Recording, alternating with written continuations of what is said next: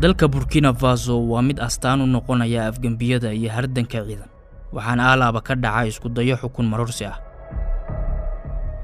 madaxweynaha ugu daada yar dunida Ibrahim Traoré ee dalkan afgambiga kula wareegay wuxuu la kulmayaa isku dayo dil iyo dadaalo lagu doonayo in xilka looga tuuro xukuumadda militariga ee Burkina Faso waxay sheegtay inay fashilisay shirqool weyn oo dalka lagu gelin rabay fawdo iyo qalalaaso waxayna tilmaamtay in maskaxda ka dambeysay shirqoolka la fashiliyay ay ku sugan tahay dalka la dariska ah Burkina Faso ee lagu magacaabo Ivory Coast par un groupe de soldats recrutés par les ennemis de la nation. wasiirka amniga ayaa warbaahinta u sheegay in sirdoonka qaranka uu fashiliyay qorshe la doonayay in la fuliyo toddobaadkii la soo dhaafay qorshahaasna ay fulin lahaayeen askar la qoray oo uu ku sheegay inay yihiin cadowga qaranka wuxuu xusay in qorshaha dawladda lagu afgambir rabay ay abaabuleen kana dambeeyaan laba sarkaal oo ku sugan Ivory Coast kuwaas oo lagu kala magacaabo Joanny Kombore iyo Lieutenant Abdrahman Barre dawladdu waxay sheegtay in qorshahan afgambi ay ku lug leeyihiin askar ka tirsan ciidanka oo ay ku sheegtay kuwa xiriir la leh hogaamiyaasha argagixisada waxaana toddobaadkii hore la xiray in ka badan 10 askari oo ay ku jiraan laba sarkaal kuwaas oo lagu eedeeyay inay ka shaqeynayaan qalqalgelin iyo qalalaase abuurid dawladda Burkina Faso waxay qorshahan ku tilmaamtay mid lagu doonayay in dalka lagu geliyo xasilooni darro buuxda si beesha caalamku fursad ugu hesho faragelinta Burkina Faso wuxuuna Traoré hore u sheegay in Ivory Coast ay noqotay xarunta lagu abaabulo qorshayaasha lagu doonayo in lagu dumiyo xasiloonida Burkina Faso xukunka Burkina Faso waxaa haya ciidamo militari ah tan iyo markii dalku afgambi kula wareegay Colonel Ibrahim Traoré gaar ahaan bishii September 2022 Traoré wuxuu sameeyay isbedelo waaweyn oo siyaasadeed dhaqaale amni iyo dhaqameed wuxuuna dalka ka eriyay ciidamada Faransiiska bishii Febraayo 2023 wuxuuna tilmaamaa in dalkiisu raadinayo iskaashi labada dhinac ay guuleysanayaan oo aan hal dhinac kaliya faa'iido qabin wuxuuna taageeray hindisaha midowga saddexda dal ee gobolka saaxilka ee loo soo gaabiyo AES kaasoo ay aasaaseen Burkina Faso, Mali iyo Niger waxayna saddexdan dal isaga baxeen urur goboleedka galbeedka Afrika ee ECOWAS tan iyo markii uu xukunka la wareegay GDP-ga Burkina Faso wuxuu ka kacay 18.8 bilyan oo dollar asigoona gaaray ilaa 22.1 bilyan oo dollar wuxuuna diiday deymaha IMF iyo bangiga adduunka isagoo sheegay in Afrika aysan u baahnayn hay'adahaas wuxuu dhisay laba warshad oo baastada soo saarta iyo warshad cusub oo dhanka dahabka ah si loo kordhiyo wax soo saarka gudaha wuxuuna joojiyay dhoofinta dahabka aan la sifaynin isagoona diiradda saaray in dahabka lagu warshadeeyo gudaha dalka ilaa 30% ayuu dhimay mushaarka wasiirada iyo xildhibaanada halka uu kordhiyay mushaarka shaqaalaha rayidka ilaa 50% asigoona bixiyay dhammaan deymaha gudaha wuxuu dalkan ku guuleystay in laga soo saaro gaari koronto ku shaqeeya oo ay si buuxda u nashqadeeyeen injineero Burkinaabi ah waxaana dhanka kala socda mashaariic ay dawladdu ku dhisayso kumanaan guri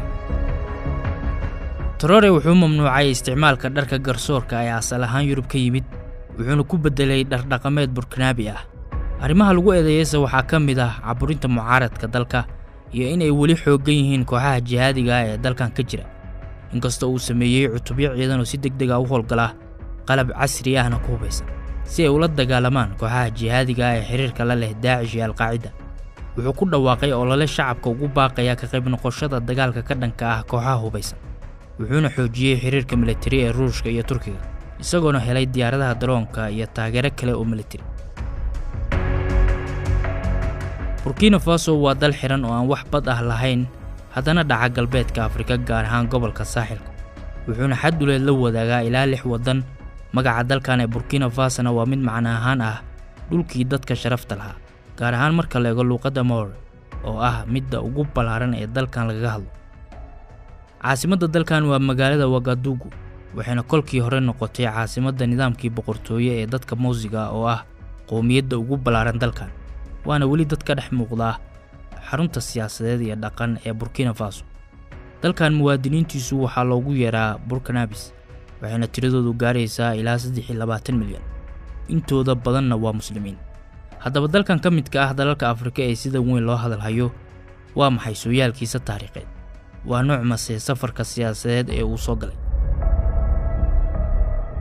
ka hor gumaysigii reer Yurub dhulkan maanta loo yaqaano Burkina Faso waxaa deganaa qowmiyado kala duwan oo lahaa nidaam boqortooyo iyo dhaqan qoto dheer. wuxuu gumaystuhu ugu yimid qowmiyada Afrikaana sida Mosi, Gurunsi, Lobi, Popo, Senufo iyo Fulani. dadka Mosi ee ugu balaaran bulshada dalkan waxay lahaayeen nidaam siyaasadeed oo xasiloon, waxayna asaaseen boqortooyooyin kala duwan oo lahaa xiriir dhow. qarnigii 19aad dhamaadkiisii ayuu Faransiisku bilaabay inuu ku soo siqo dhulkan maanta loo yaqaan Burkina Faso. wuxuuna Faransiisku qayb ka ahaa tartankii Afrika lagu qaybsanayay Scramble for Africa. magaalada Wagadugu iyo boqortooyooyinkii kale ee Mosi waxaa sanadkii 1896 la hoosgeeyay xukunkii gumaysi ee Faransiiska. 1919kiina gumaystuhu wuxuu dhulkan u bixiyay magaca Upper Volta, waxaana sidoo kale magacan kolkaasi loo yaqaanay qaybo ka mid ah Mali iyo Niger. waxaana magacan asal ahaan uu ka yimid webiga Volta oo ah webi muhiim ah oo dhex mara galbeedka Afrika, asigoona ka soo bilowda dhulalka sareeya ee Burkina Faso. Faransiisku wuxuu dhulkan hoosgeeyay maamulkii gumaysi ee Faransiiska ee galbeedka Afrika AOF, waxayna kula midowday oo sidoo kalena federationka ka mid ahaa ilaa 7 dal oo Afrikaan. 1932 Faransiisku wuxuu qaybiyay Upper Volta isagoo u kala qaybiyay dalalka jaarka ah ee Ivory Coast, Mali iyo Niger. sababta ugu weyn waxay ahayd in Faransiisku uu doonayay inuu si fudud u helo danihiisa dhaqaale ee ku aadan gobolka,